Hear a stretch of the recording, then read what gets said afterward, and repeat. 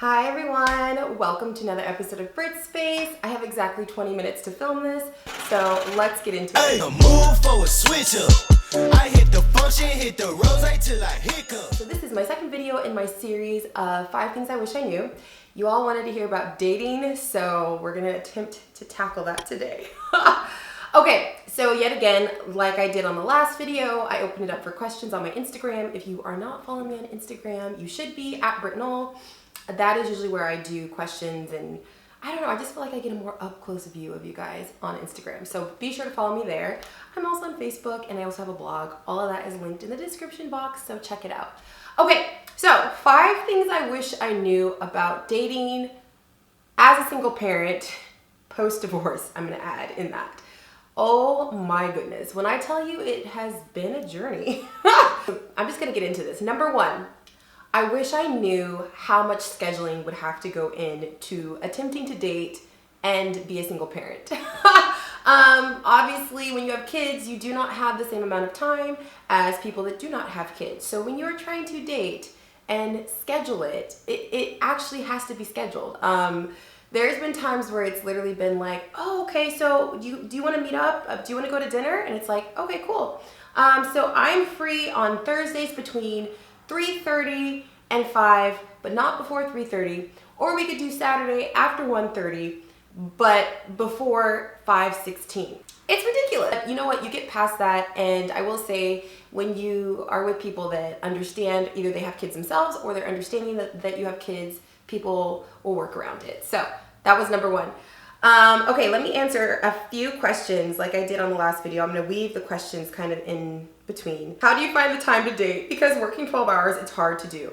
That kind of goes back to what I just said. You literally have to schedule it. So there are definitely periods of time where I feel like I have the time to like go on some dates and like whatever. And then there's weeks where I'm like, I don't have any time. I do not have the capacity. So I think it's just like listening to yourself and assessing what's going on in life. If you are going back to school, trying to be a full-time single parent, trying to work full-time, that maybe isn't the time to try to jump into dating. Or maybe it is, and you just know you're gonna have to schedule out your time. Thoughts on online dating? Mixed thoughts. I'm definitely pro because I am online dating. That's kind of the way I date because I obviously don't have time to be out and about enough to really meet people organically, and with COVID and everything, I think it's just really hard to do that. So online dating, I don't even want to say a fan. I am not against it, but it depends on the dating app. At the very beginning, when I first became single and I was ready to start dating, I got on Tinder because I didn't really know any other dating apps, and let me just say, sis wasn't ready. And that leads me right into my next thing I wish I knew. I wish I knew that Tinder was not the app for me at all. Not hating, because I know a lot of people who've had success and have met the love of their life on Tinder, but Tinder was not it for me. I got on there gullible, naive, thinking everyone was just, in the same position as I was, just kind of feeling things out. Well, literally, there's guys on there who are literally trying to feel things out, and I quickly realized this was not the app for me. How to date as an introvert? How do you keep convo flowing, not let anxiety get in the way? Oh, that's a really good question. I know as an introvert, because I'm also an introvert, it can be a little nerve-wracking. I think doing a good job of vetting the person before you go on the date, and what I mean by vetting is like, if you have some decent like interactions beforehand, whether you met like in person or you met on a dating app, I personally feel like you should have a little bit of a conversation before you decide to go on a date. That way it's not just completely awkward. Then when you decide to go on the first date, I think you have to accept the fact that it will be a little awkward. That's just how it is. Introvert or not, it's going to be a little awkward on the first date. As an introvert, I think that you will have to work a little harder. You can't just go on the date and just sit there and be like, oh, well, I'm not going to try, and I'm an introvert, I'm not going to talk. I mean, you have to try a little, you know what I mean? But I think that if you connect well with a person, conversation flows. If you're worried about it and you feel like you have some anxiety and you're worried about there being like awkward silences, go in with a few questions to get the conversation going. What I mean by that is not like, don't type them on your notes app and then like in the date be like, da da da. Like in your mind, just kind of have a few things that you want to talk about or ask if there's like a lull in the conversation. For example, did you grow up, here in the city where we live? Do you like sports?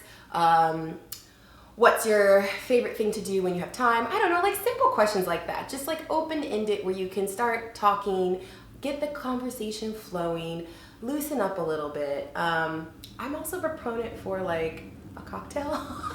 It sounds terrible, but I mean, it's not a bad idea. How do you get in the right mindset to date after divorce? That is totally up to healing and an individual base by base case.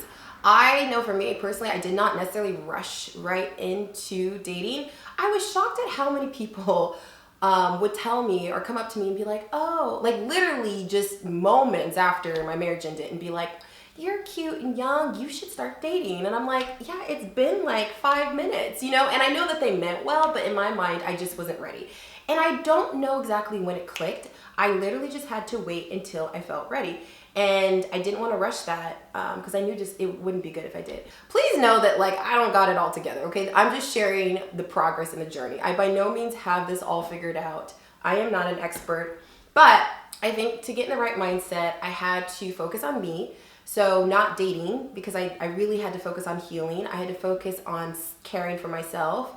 I think it helped going to therapy to know kind of like what some of my triggers were, understanding how to unlearn some of the behaviors and like mindsets I was in when I was married. Obviously there's a lot that goes on when you get a divorce. I was talking to someone today about how it's literally like a loss. I think I've said this in other videos. It's like a loss, and I think you just have to give yourself time to work through it.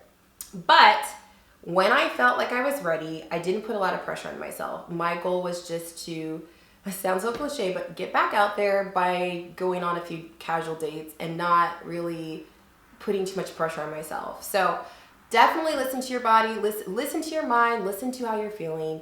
Do not rush yourself. Also, don't listen to all the people that are telling you to hurry up and go on a date, because you have time and healing always comes first. Okay, next thing I wish I would have known. It's really hard to be in a relationship for a really long time and then go straight to being single. Like, don't nobody tell you that. If I was in a relationship for all of my 20s, it's like a shock. It's like jumping into a pool of freezing cold water. Nobody tells you how much of a shock it is to like go from being in a relationship to being single. I really felt some type of way. And it wasn't even like this, oh, poor me, I feel like I'm such a loser because I'm single. I really didn't mind being single. But then retraining my brain to be single again after being in a relationship for as long as I was weird. Like, it was almost like I felt like, oh, I can like check people. I can like, I don't know.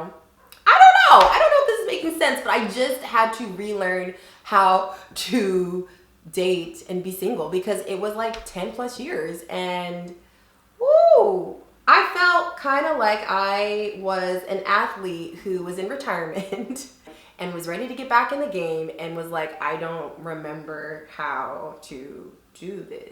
Feeling comfortable trusting someone new. That is very difficult. Therapy.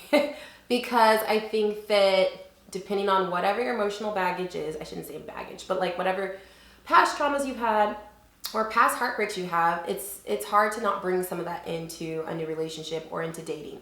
So I would say therapy really helps with that.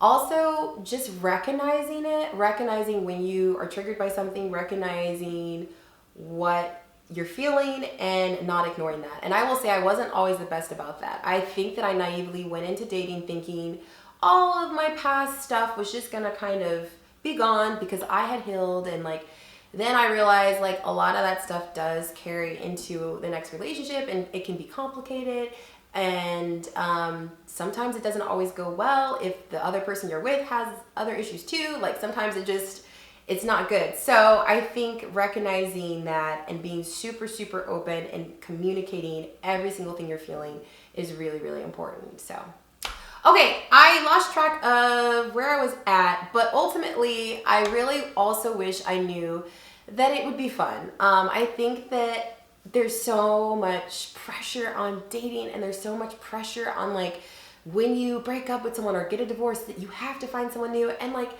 honestly, life can be so fun without all that. I'm not saying I'm anti-dating. I'm not saying that I'm anti-love, but I think recognizing that you are a whole person, you are enough. I'm gonna go back to my cupcake analogy, and those of you who have been here a while have heard the cupcake analogy before. But we are all delicious cupcakes. Pre-icing, okay? Like I hate to say moist because some people don't like that word, but like, you know, the best cupcakes, they're not dried out. They're delicious, whether you like vanilla or chocolate, they're full of flavor. They just melt into your mouth. So that is all of us. We are our amazing, delicious desserts on our own. Dating is just the icing on the cupcake, okay? It just enhances us. It doesn't take the place of us.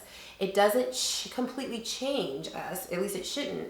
It just enhances. So you will know you're in the right relationship when you are enhanced, not changed, not withering away, not masked by the flavor of the icing. Okay, let me just say, icing should never out-flavor the cupcake. Okay, I'm going too far with this analogy. I just want to wrap this up by saying, if you are single, do not feel bad. Also, I'm not trying to say you shouldn't want a relationship or want love. I totally get that. And I think that's ultimately what we all want. We weren't really meant to live life alone. But if you are single right now, do not feel less than. If you are past the age of 30, 40, 50, 60, and you are single, do not feel less than. It is not about a number. Love can happen at any time. Celebrate where you are, celebrate the journey, the ups and the downs, and enjoy. And if you are in an amazing, awesome, healthy relationship, well, good for you. That is all I have for today, guys. Thank you so much for watching. If you like this series, give this video a thumbs up. Be sure to head down to the comments. I love to chat with you guys in there, and leave me suggestions for the next video in this series. I will talk to you guys next time. Bye. For a switch up. I hit the function, hit the rose till I hiccup. I hit the stage and leave with money that's a sticker.